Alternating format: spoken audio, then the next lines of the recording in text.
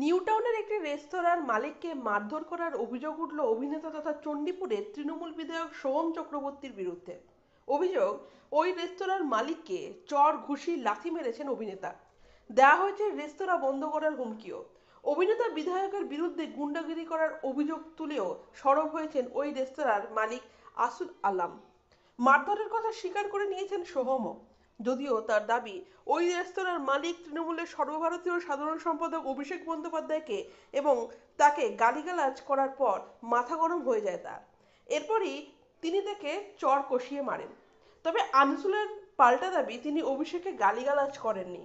অভিষেকের প্রতি শ্রদ্ধা রয়েছে তার। সোহম নিজের দোষ ঢাকতে অভিষেকের নাম ব্যবহার করছেন বলে জানিয়েছেন আনিসুল। গন্ডগোলের সূত্রপাত শুক্রবার সন্ধ্যাবেলায়। স্থানীয় সূত্রে খবর, ওই রেস্তোরাঁর একটি ফ্লোরে শুটিং চলছিল সোহমের।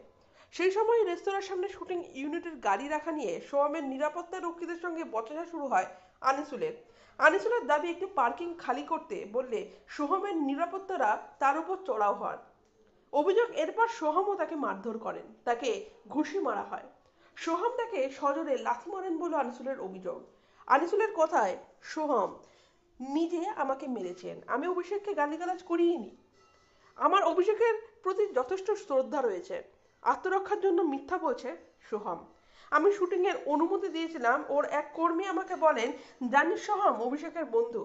আমি তখন বলি, অভিষেকেরই বন্ধু হন আর নরেন্দ্র মোদীরই বন্ধু হন, তাতে আমার কিছু যায় আসে না। আমার গেস্ট আসবে আজকে, ঝামেলা করবেন না। যখন আমি রেস্তোরাঁর দোতলায় উঠতে যাই তখন সোহম এসে আমাকে ঘুষি মেরে বলেন, দেখবি পাওয়ার কি বলে। তারপর আমাকে লাথি মারেন, আমার কলার চেপে ধরা হয়। একজন অভিনেতা এবং বিধায়কের ন্যূনতম শিক্ষা নেই। আমাকে রেস্তোরাঁ বন্ধ করার হুমকি দিয়েছেন। একজন জনপ্রতিনিধি উন্নয়নমূলক কাজ না করে গুন্ডাগিরি করছেন। অন্যদিকে সোহম বলেন, আমি শুটিং করছিলাম, চিৎকার শুনে ছুটে আসি। আমার এক নিরাপত্তা রক্ষীকে ধাক্কাধাক্কি করছিলেন। আমি জিজ্ঞাসা করি কি হয়েছে। পুলিশের গায়ে হাত তোলে, আমাকে গালিগালাজ করে, অভিষেককে গালাগাল করে। এটা শুনে মাথা গরম হয়ে যায় আমার। তখন আমি বুঝেছি যে সে কে। আনিসুলকে মারধর করেছেন কিনা তা নিয়ে সোহমকে জিজ্ঞাসা করা হলে তিনি আরও বলেন, সে তো করেছি, গালিগালাজ করবে কেন, এবং অভিষেককে নিয়ে গালিগালাজ করেছে সেটা আমি সহ্য করতে পারিনি। চারটে চড় মেরেছি, ধাক্কা দিয়েছি।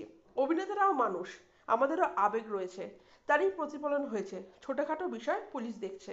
যদিও এই বিষয়টি নিয়ে এই ভিডিওটি প্রকাশিত হওয়া পর্যন্ত কোনো অভিযোগ দায়ের হয়নি। তবে তিনি পুলিশকে পুরো বিষয়টি জানিয়েছেন বলে দাবি আনিসুলের। আনিসুলও জানিয়েছেন তাকে মারধরের ভিডিও সিসি ক্যামেরায় ধরা পড়েছে, তা তিনি পুলিশের হাতে তুলে দেবেন।